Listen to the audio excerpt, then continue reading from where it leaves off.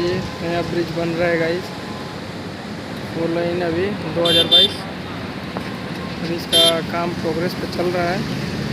और ये बाढ़ आया हुआ है, बहुत ही तो पानी बहुत ही स्पीड से बह रहा है।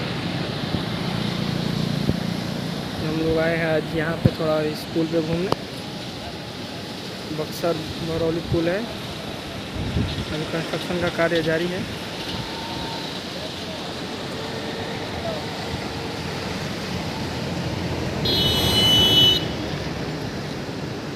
ये हम लोग का गांव